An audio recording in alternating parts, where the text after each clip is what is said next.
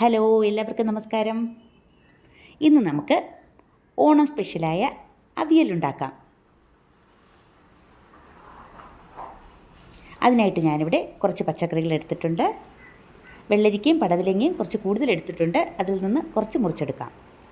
ഇതെല്ലാം കൂടി കുറച്ച് വെള്ളമൊഴിച്ച് ഒരു 15 മിനിറ്റ് നേരം വെള്ളത്തിലിട്ടേക്കാം. കുറച്ച് ഉപ്പും കൂടി അതിലേക്ക് ഇട്ട് കൊടുക്കാം. വേറൊരു പാത്രത്തിൽ വെള്ളം എടുക്കാം. ഇനി ഇതിലേക്ക് നമുക്ക് ചെറിയ ചെറിയ കഷ്ണങ്ങളാക്കി മുറിച്ചെടുക്കാം. ഏത്തങ്കായുടെ തൊലിയൊന്നും കളയേണ്ട കാര്യമില്ല. നമുക്കിതൊന്ന് നീളത്തിൽ മുറിച്ചെടുക്കാം. ഇതെല്ലാവർക്കും അറിയാവുന്ന കാര്യമാണ്. എന്നാലും അറിഞ്ഞൂടാത്തവർക്ക് വേണ്ടി മാത്രമാണ് ഞാനിത് പറയുന്നത്. വെള്ളരിക്കയുടെ തൊലി കളഞ്ഞു വേണം എടുക്കേണ്ടത്. കുരുവും കളഞ്ഞതിന് ശേഷം അതും നീളത്തിൽ മുറിച്ചിടാം.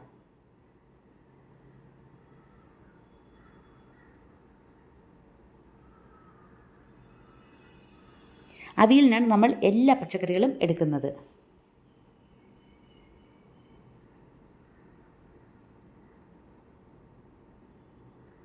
ചേന മാത്രം വെള്ളത്തിലിടേണ്ട കാര്യമില്ല. വെള്ളത്തിലിട്ട് കഴിഞ്ഞാൽ നമുക്കത് അരിയാൻ പോകുമ്പോൾ നമ്മുടെ കൈ ചൊറിയും.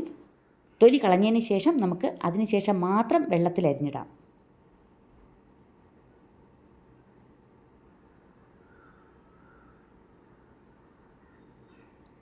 മുരിങ്ങയും അതുപോലെ ചെറിയ കഷ്ണങ്ങളാക്കി മുറിച്ചിടാം. ഇനി ഇതെല്ലാം കൂടി നമുക്കൊന്ന് കഴുകിയെടുക്കാം.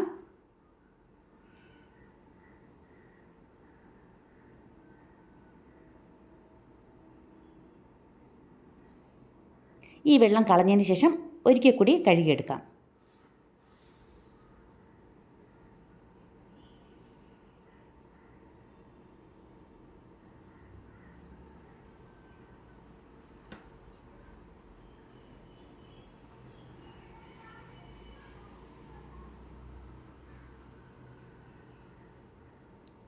ഇനി മുരിങ്ങയ്ക്ക നമുക്ക് നീളത്തിൽ മുറിച്ചിട്ട് കൊടുക്കാം.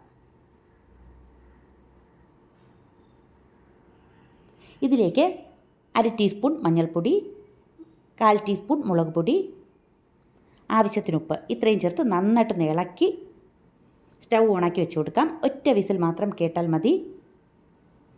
വെള്ളം ഒഴിക്കേണ്ട ആവശ്യമില്ല. പച്ചക്കറിയിൽ വെള്ളം ധാരാളമുണ്ട്. ഒരു വിസിൽ കേൾക്കട്ടെ. ഇനി നമുക്കതിനുള്ള അരപ്പ് തയ്യാറാക്കാം.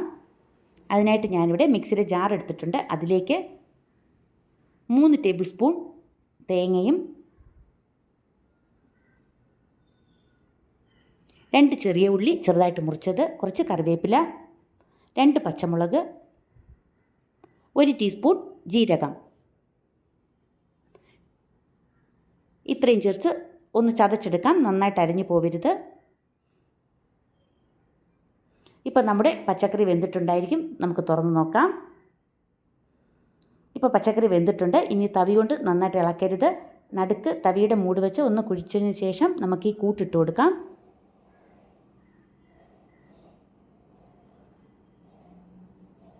ഇനി സ്റ്റൗ ഓണാക്കി വെച്ച് കൊടുക്കാം.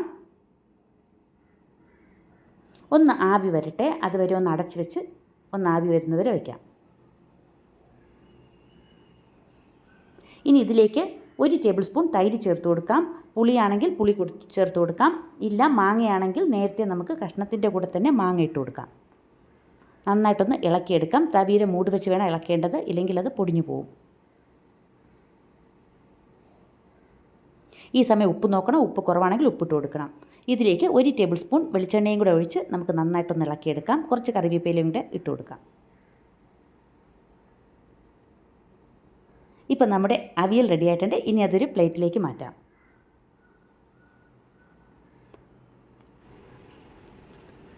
ഇതിഷ്ടമായാൽ എല്ലാവരും ലൈക്ക് ചെയ്യണം, ഷെയർ ചെയ്യണം, സബ്സ്ക്രൈബ് ചെയ്യണം. Thank you.